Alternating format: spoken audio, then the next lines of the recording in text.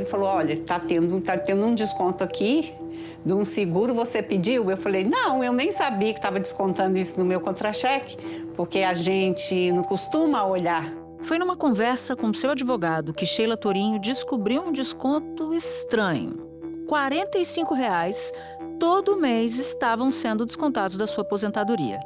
Aí ela avisou o marido, José Pires, e ele notou a mesma coisa no extrato dele. José então decidiu buscar a entidade que recebia o dinheiro. Ela falou, não, mas vem cá, quem autorizou? É isso que eu quero saber, quem autorizou? Não, ninguém. O esquema do qual José e Sheila foram vítimas tinha um alvo certo, como explicou o ministro da Justiça e Segurança Pública, Ricardo Lewandowski. Foi uma fraude contra os aposentados, pessoas que estão numa fase já adiantada da vida e foram vítimas, digamos assim, fáceis destes criminosos que se apropriaram das pensões e das aposentadorias. Com pequenos descontos, mas em milhões de contra-cheques, os criminosos podem ter conseguido desviar mais de 6 bilhões de reais. Os golpes eram aplicados desde 2019 em vítimas do Brasil inteiro. Até que... A Polícia Federal faz neste momento uma grande operação contra fraudes bilionárias no INSS. De acordo com as investigações, entidades que representavam aposentados e pensionistas do INSS descontavam de forma indevida uma parte do pagamento, sem autorização dos beneficiários, usando, por exemplo, assinaturas falsas. A investigação começou na CGU, quando os auditores perceberam um salto nos valores dos descontos feitos por associações em benefícios do INSS. Em 2016, eram 413 milhões de reais. No ano passado, foram mais de 2 bilhões e 800 milhões. A Justiça do Distrito Federal afastou 6 servidores do INSS por omissão, já que desde 2023 havia alertas para indícios de fraude. E esses alertas vieram de um Ministério do Governo, a Controladoria Geral da União, e do Tribunal de Contas da União, que é um órgão de assessoramento do Congresso Nacional. Entre os afastados está o presidente do Instituto, Alessandro Stefanuto, que acabou exonerado do cargo. O que acabou estremecendo a relação do presidente Lula com o seu ministro da Previdência Social, Carlos Lupe.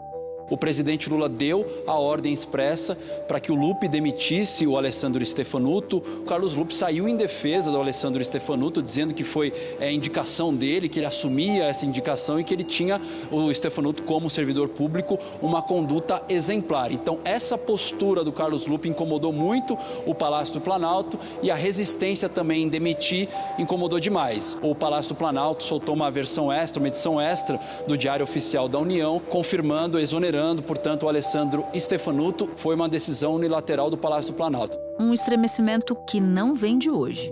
Há um incômodo grande porque a fila do INSS, que é um problema que foi herdado das gestões anteriores, ela não diminuiu, muito pelo contrário, a fila até chegou a aumentar e o presidente Lula prometeu que iria zerar a fila por benefícios do INSS. E vamos lembrar que é o segundo presidente do INSS que cai. Em julho de 2023, o presidente interino, que foi escolhido também pelo Carlos Lupe, que era o Glauco Vanburg, ele caiu, ele foi exonerado também por suspeitas de mau uso ali de passagens aéreas. E esse potencial esquema não é um caso isolado em um instituto que tem um orçamento de mais de R$ 1 trilhão e que há décadas se mostra um espaço fértil para a corrupção.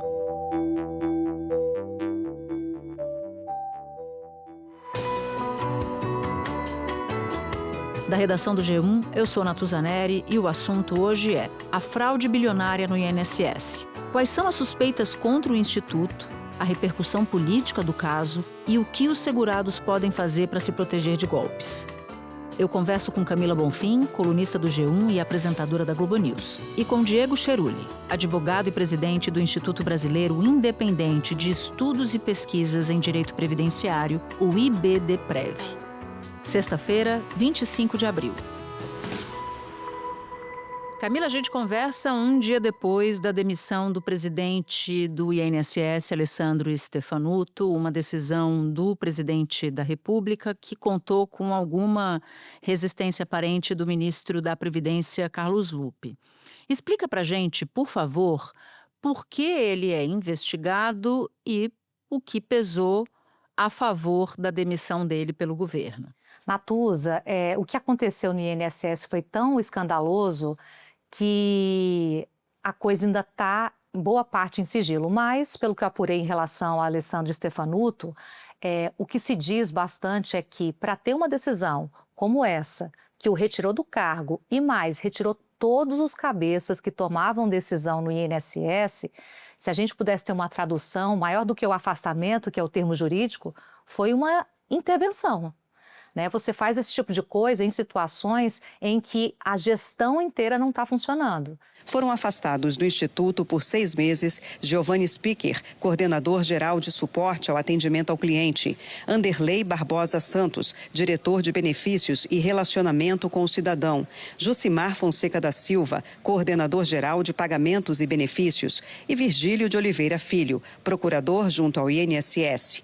O 6º afastado é um agente da Polícia Federal que trabalhava no aeroporto de Congonhas e que, segundo a investigação, dava apoio à quadrilha. Então, na prática, foi isso. O INSS teve que ter sua cúpula deposta, no caso do Stefanuto de vez, no caso do restante, isso ainda vai ser avaliado, mas teve que ter a cúpula totalmente removida porque se entendeu que o problema que começou lá na gestão Bolsonaro continuou e piorou na gestão Lula sobre a gestão do Stefanuto, que, como você falou aí, tem a digital completa do Carlos Lupe, que, aliás, Natuza, me chamou muita atenção a como o Lupe destoou, do início do escândalo até agora. Ele destoou na coletiva, enquanto todo mundo falava a linha de frente da investigação do país, da seriedade, da gravidade daquilo para os aposentados, de um rombo bilionário, sem precedentes. Ele chegou a dizer sobre o Stefanuto que ele até hoje não tinha nada do Stefanuto e falou até em conduta exemplar. A indicação do Dr. Stefanuto é da minha inteira responsabilidade.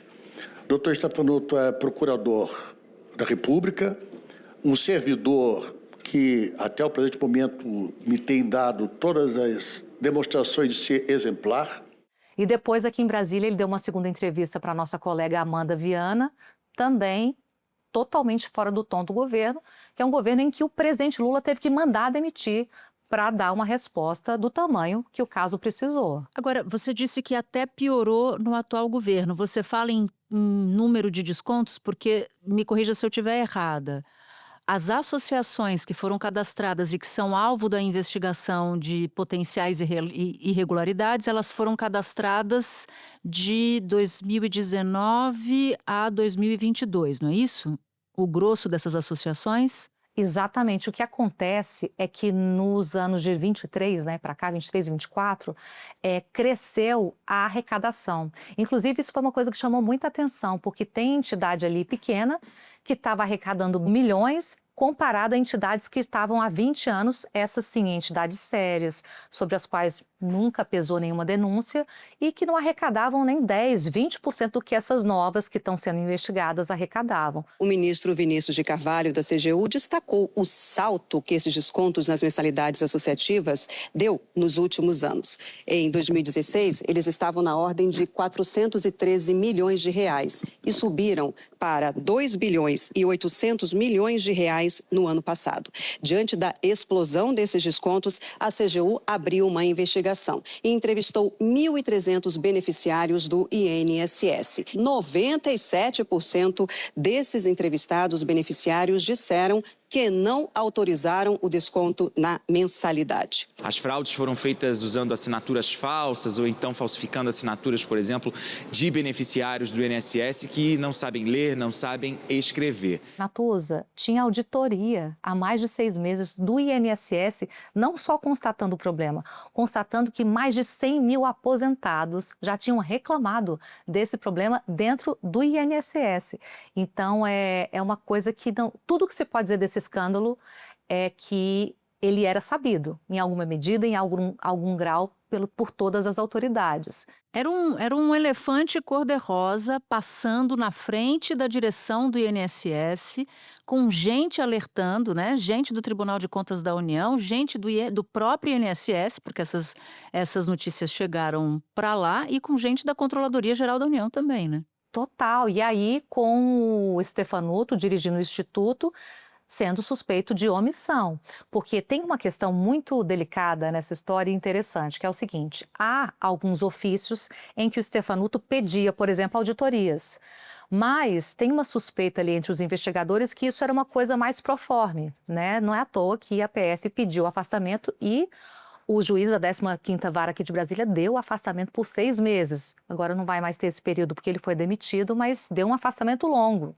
Então, assim, ali nas internas tinham documentos que pareciam que a coisa podia estar sendo monitorada, mas na realidade o que é mais grave, inclusive, é parte do INSS, desses cabeças, desses poderes decisórios, a cúpula estava trabalhando contra o INSS, contra o aposentado e muitas vezes funcionando só de intermediária entre o aposentado e o pensionista, que estavam sendo roubados, e as entidades que estavam roubando. O Lupi, né, que é o ministro da Previdência, em algum grau ele tinha que ter alguma informação, porque como o INSS é vinculado ao Ministério, essas auditorias, esses relatórios, eles circulam naturalmente entre os técnicos e têm que ser reportados ao ministro. Ele podia não saber que estava tendo um roubo, que as entidades faziam o que faziam com os aposentados, mas era só olhar a planilha do aumento da arrecadação e os mais de 100 mil segurados do INSS reclamando que estavam sendo roubados, que era possível saber que o roubo estava acontecendo. E o Stefanuto foi o segundo presidente do INSS a sair durante o período Lupi. Em julho de 2023, estava no cargo o Glauco André Vanburg, que foi exonerado da posição da função. E ele foi alvo de críticas por causa do aumento da fila e por suspeita de mau uso de passagem.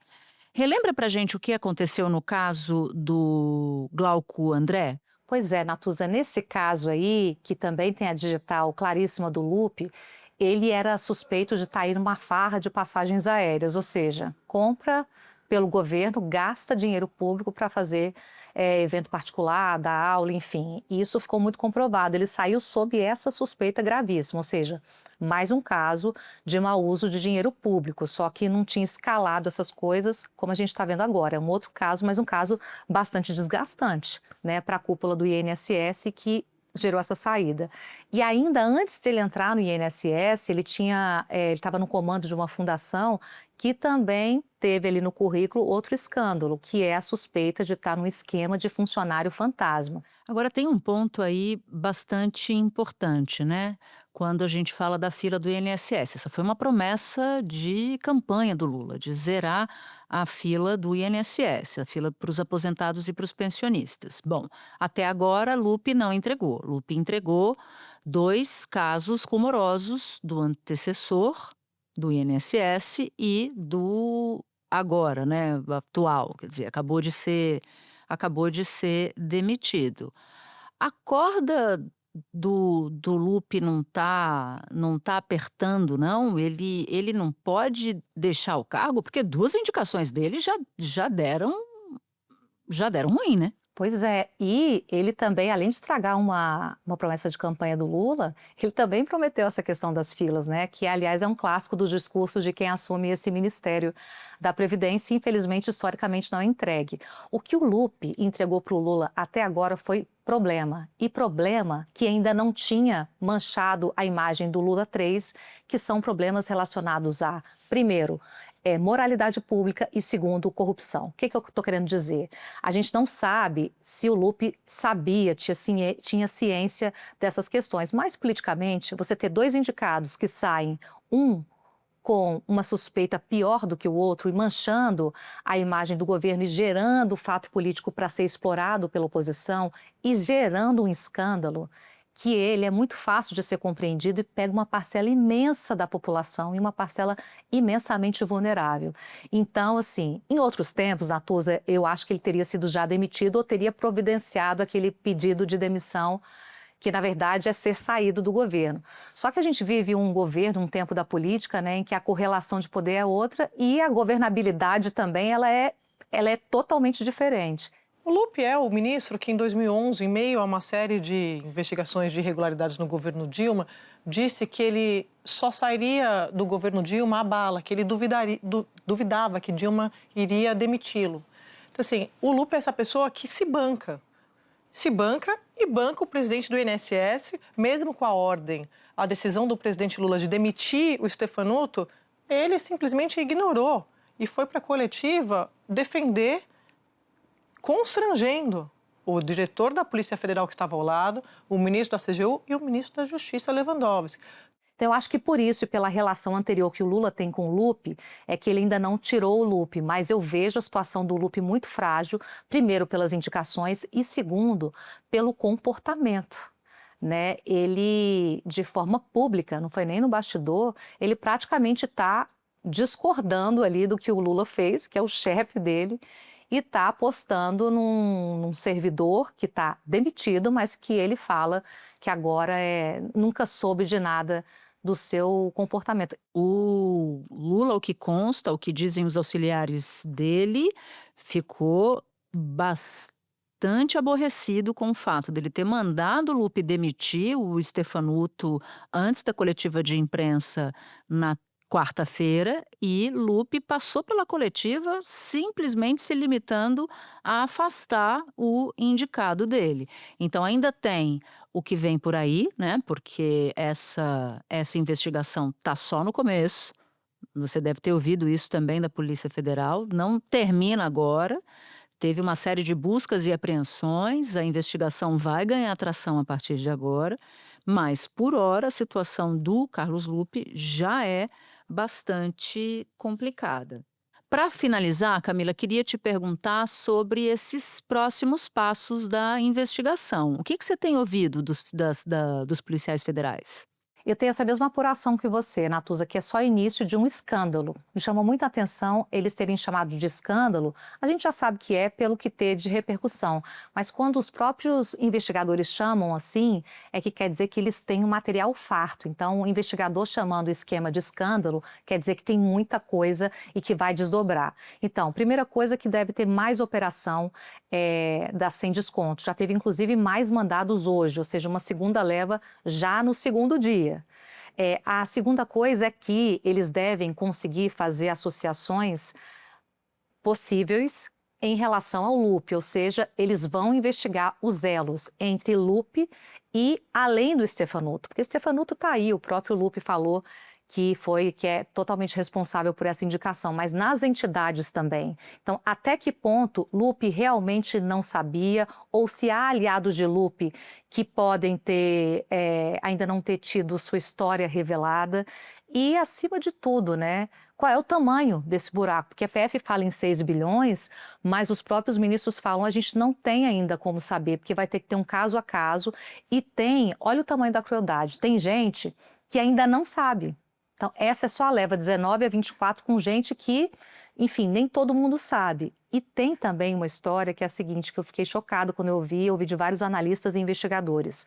Ali, o esquema de corrupção era um atacado, então ele é gigante. Ele é maior do que a gente pode imaginar.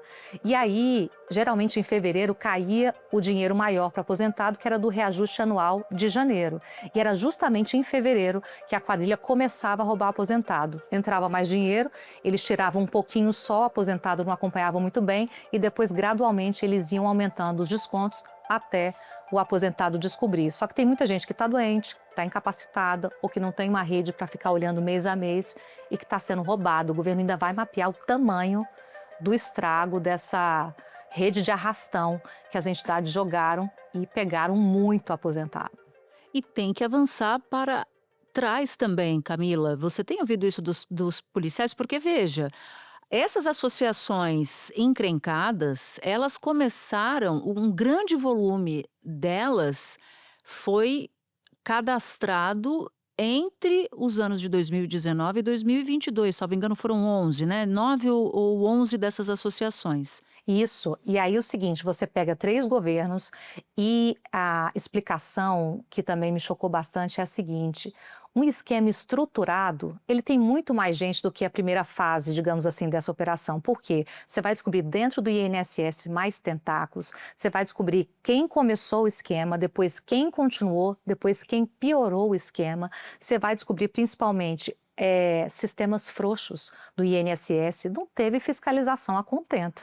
Os carros, joias, armas e dinheiro apreendidos ontem foram avaliados em mais de 41 milhões de reais. E a PF cumpriu hoje mais 2 mandados de busca e apreensão no Ceará. Até a operação de ontem, 6 milhões de aposentados e pensionistas tinham algum tipo de desconto para associações e sindicatos. 41 entidades faziam essas cobranças. A Controladoria Geral da União ainda calcula quantas pessoas foram lesadas pelo esquema do desconto indevido. Teve um ponto que me chamou bastante atenção, que foi uma frase de que saiu da boca do ministro da CGU, Vinícius de Carvalho, de que o INSS não deu conta de fiscalizar. Tinha 130 mil reclamações oficialmente feitas na mão. Adivinha quantos funcionários o TCU encontrou lá?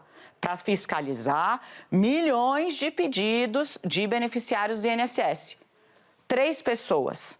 3 pessoas é o que tinha nesse departamento.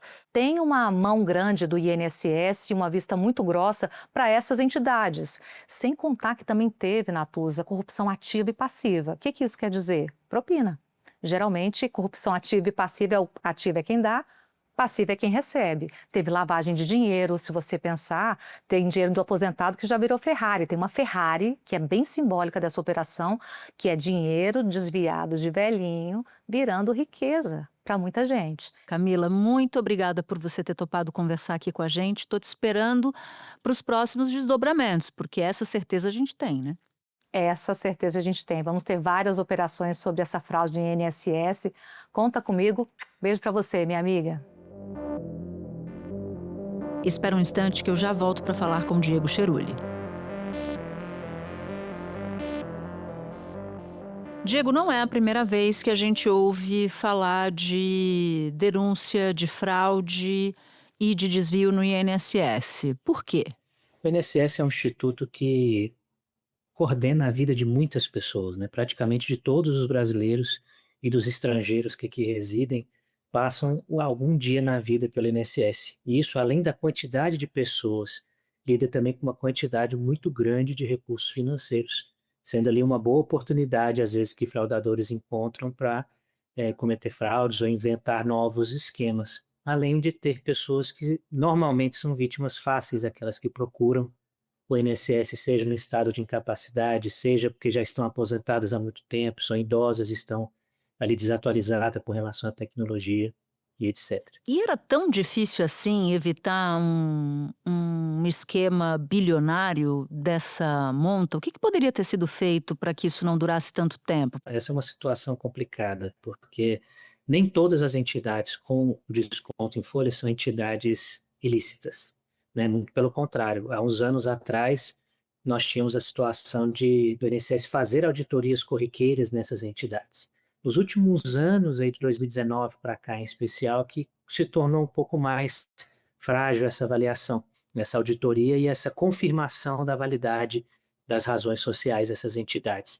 Mas poderia sim ter sido evitado em fevereiro do ano passado, quando houve um aumento estrondoso da quantidade de filiações e também da quantidade de pagamentos, bem como para a quantidade de novas entidades que, descumprindo as próprias instruções do INSS, passaram a ser autorizadas até o acordo de cooperação técnica. Esse acordo, inclusive, as regras desse acordo de cooperação, elas foram relativizadas, inclusive, em 2024. Antes você tinha que provar que essa entidade tinha pelo menos ali 1 ou 2 anos, 3 anos de funcionamento, de atividade social comprovada, né, de filiados e etc. E passou a não ter mais nada. Bastou ter um CNPJ com um grupo de pessoas que não tem ligação com o governo, né, e que não tem nenhuma dívida pública. Foi demonstrado o avanço vertiginoso na quantidade de filiados associados a essas entidades, 150% em 2 anos. E isso aí já é de 2021 a 2023, passando de 2.222.000 para 5.558. E aqui o ministro cita, por exemplo, entidades que tinham 3 associados em 2021 e passaram para mais de 600 mil associados em 2023. O que está sendo feito hoje de bloquear os pagamentos e os repasses dessas entidades já tinha que ter sido feito ano passado, quando tudo isso foi denunciado. Sob a gestão do aliado do ministro Carlos Lupe, Ministro que tentou segurar seu aliado, contrariando uma ordem direta do Lula, o INSS ignorou as ordens e as determinações do TCU e seu próprio regramento interno. Quem escreve isso é o ministro Benjamin Zimler. O TCU avisou o INSS de fraude em 2023, mandou o órgão mudar o seu sistema, mas o esquema foi mantido. O documento da auditoria do TCU, de novo, 2023, diz, né, que o órgão, olha só o descaso com as centenas de milhares de reclamações. Tem entidades, por exemplo, como a Masterprev, Natuza, que eu vi até um colega seu do G1 que escreveu a matéria, que ele cita que essa Masterprev não estaria no rol. Essa Masterprev ela foi incluída com menos de um ano de atividade social. E foi incluída no passado. Agora, o que dá para fazer a partir de agora, além de aumentar a fiscalização? Porque há quem diga que tem que desfiliar todas essas entidades. Esse seria um caminho, por exemplo? Não defendo que esse seria um caminho, porque existem entidades sérias e que, inclusive, poderiam ser paradigma dessa análise. Por exemplo, nós temos a COBAP. A COBAP é uma entidade daquelas que estão listadas que ela tem menor arrecadação. A COBAP existe há mais de 40 anos. Ela tem mais de 300 entidades, associações filiadas, que é uma confederação de aposentados. Presta serviço há muitos anos, né? Então, se você simplesmente tira o repasse dessas entidades, que são entidades humildes, não são entidades ricas que andam de Ferrari nem nada do tipo, né? São entidades simples que alugam uma loja, você vai matar por inanição todo esse movimento, que foi muito importante. O COBAP, por exemplo, atua como amigo da Corte no Supremo, tem projetos de lei na Câmara e Senado, tem uma representação, uma história, né? O que deveria ser feito é, se a COBAP, que tem 40 anos, que tem 300 associações filiadas, só recebe 7, 8 milhões ao ano, alguma coisa assim, como que uma Masterprev, uma CEBAP, uma Amar Brasil, do dia para a noite, em 2024, começou a receber 30 milhões de reais por mês? E isso não chamar a atenção de nenhum servidor público é um absurdo, né? É um absurdo. Isso tinha que ter chamado a atenção. Assim. Uma entidade tão antiga não tem essa repercussão, como que entidades novas que acabaram de surgir, que só tem um site e de repente começa a ter todo mundo filiado, né? E é muito difícil filiar um associado, uma pessoa a uma associação dessa. Nem todo mundo quer filiar, né? As pessoas não acham que isso é interessante, em especial depois da pandemia. Claro.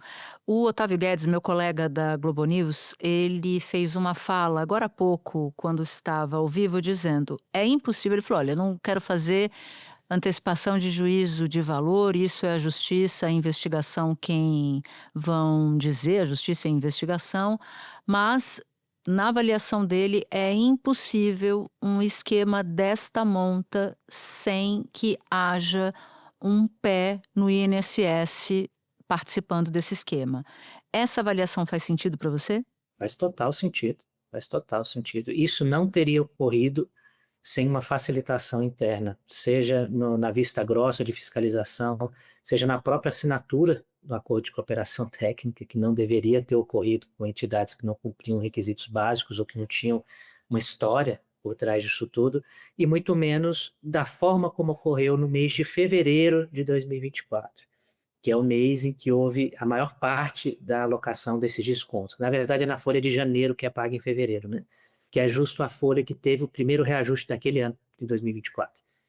Então, me parece tudo muito bem organizado, até para mascarar um pouco essa contribuição que veio junto com o reajuste anual. A pessoa nem percebeu. O que o segurado, o pensionista do INSS pode fazer para se proteger? Os aposentados, os idosos, são vítimas fáceis de fraudadores. O que hoje existe de disposição para essas pessoas são as plataformas digitais. O meu INSS, em especial, onde a pessoa acessa com a senha do Gov.br, e ali ele tem a possibilidade de bloquear o benefício dela para consignações de empréstimos consignados e também de associações. Então, a primeira dica que eu dou: bloqueiem os benefícios de vocês, os seus avós, os seus pais, pelo sistema do Gov.br. E a segunda outra dica: a senha do Gov é pessoal.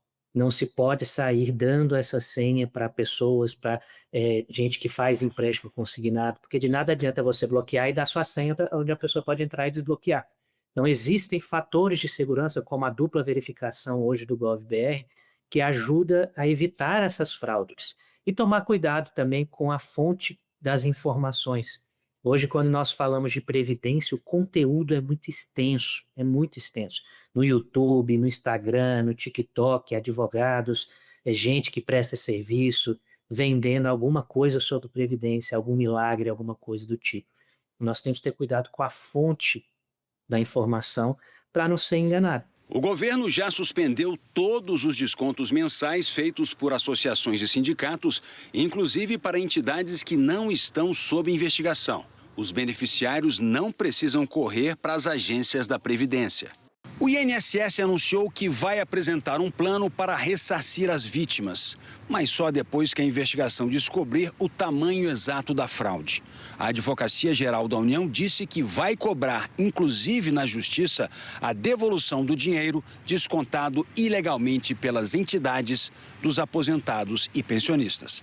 Então, nesse primeiro momento emergencial, exclui quem tiver com a consignação de associação, exclui pelo aplicativo Meu INSS e bloqueia o seu benefício para que não tenha consignações nem de empréstimo consignado, nem de associação. Caso a pessoa queira um dia fazer alguma coisa, ela vai lá, desbloqueia momentaneamente, o operador registra no sistema e depois ela volta a bloquear novamente, sem passar a senha do Gov para ninguém. E essa comunicação, Natus, ela tem duas vias. Ela tem a via digital, que quem tem dificuldade no meio digital não vai ser comunicado, e tem a via física. A via física, que é o atendimento em agências, ele tem sido cada vez mais desmotivado pelo sistema. Como se você for ver, a quantidade de agências que foram fechadas nos últimos anos é absurda. A quantidade de servidores que se aposentaram e o número reduzido de servidores do INSS não permite que se tenha atendimento presencial nas agências mais, até por conta do teletrabalho, que muitos servidores não querem voltar para o trabalho presencial. Então, o INSS hoje atravessa uma situação de gestão e de administração importante, mas o melhor de tudo seria ter um bom atendimento pela Central 135 e também nas agências presencialmente, aumentar o número de agências para tirar mais dúvidas e ter um serviço mais eficiente. Como descobrir se você foi vítima de um desconto irregular? No próprio contra-cheque ou pelo aplicativo ou site Meu INSS. É só clicar em Mais Serviços e depois em Mensalidade Associativa. Aí aparece a opção para consultar se houve o desconto e qual o valor. Outra opção é ligar no telefone 135. Reclamações e denúncias podem ser feitas por e-mail, diretamente pelo consumidor.gov.br ou na ouvidoria do INSS na plataforma Fala BR. O beneficiário também pode reclamar diretamente com a associação e solicitar a devolução do desconto irregular. Que orientação você dá para quem foi lesado? Para quem foi lesado neste momento, eu oriento a aguardar um pouco, não cair nas conversas que estão já circulando nas redes sociais de sair processando o INSS a qualquer custo. O INSS é nosso, foi tanto uma vítima quanto cada segurado desse. E sair de processão pedindo dano moral, repetição em dobro, essas situações pode colocar o INSS ainda mais em risco. Eu creio que nós ainda vamos enfrentar problemas, porque essas entidades estão demonstrando com documentos fraudados que essa pessoa se filiou. Muitas, inclusive, com certificado digital, de assinatura digital de filiação, em que nós vamos ver que aquele certificado não tem validade jurídica nenhuma. Diego, muito obrigada pelos esclarecimentos. Volte outras vezes aqui. Foi um prazer. Conte sempre comigo. Este foi o Assunto, podcast diário disponível no G1, no YouTube ou na sua plataforma de áudio preferida. Comigo na equipe do Assunto estão Mônica Mariotti, Amanda Polato, Sara Rezende, Luiz Felipe Silva, Tiago Kazuroski e Gabriel de Campos. Eu sou Natuzaneri e fico por aqui. Até o próximo assunto.